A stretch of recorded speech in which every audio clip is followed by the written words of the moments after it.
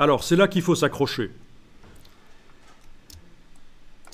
L'image ancrée, n'importe laquelle, celle-là ou celle de la page d'avant, toutes ces images, elles utilisent deux styles.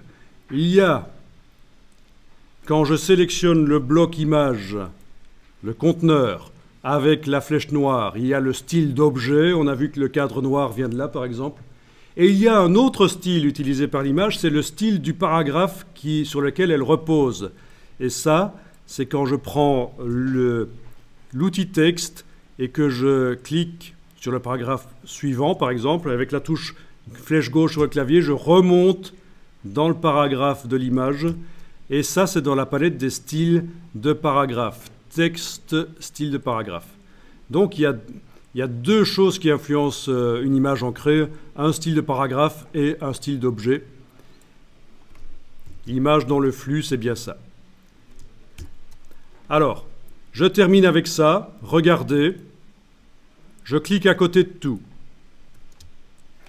Si je double-clique sur le style de paragraphe qui s'appelle image dans le flux et qui normalement est utilisé par ces deux images-là, je vérifie quand même pour la démonstration, je clique là, je reviens en arrière, oui, c'est utilisé par celle-là.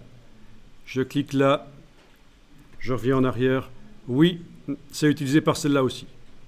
Bon, donc je clique à côté de tout, rien n'est sélectionné. D'un coup, je vais pouvoir gérer, par exemple, l'espace après les images en faisant un double-clic sur image dans le flux. Je vais modifier les paramètres du paragraphe qui sert de support aux images dans retrait et espacement avec la case aperçu cochée.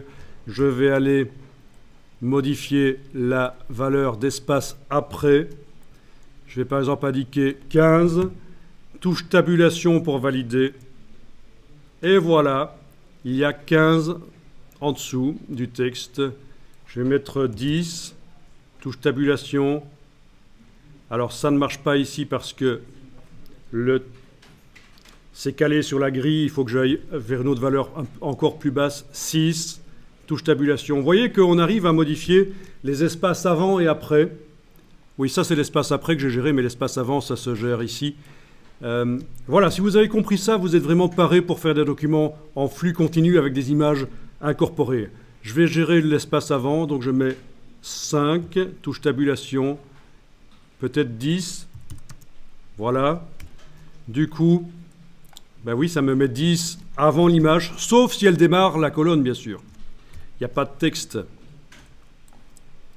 Ça l'a fait aussi sur l'image de la première page.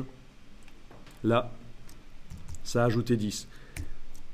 Alors, c'est pas évident, mais quand on a compris ça, on peut déjà faire des documents pas mal. Il manque les titres, et puis ça peut faire un document très bien. Souvenez-vous que l'intérêt ici, c'est que c'est du lourd. On vous donne 200 pages de texte, et on vous dit, tiens, pour dans 48 heures, est-ce que tu sais me faire une mise en page de ça en insérant des images ?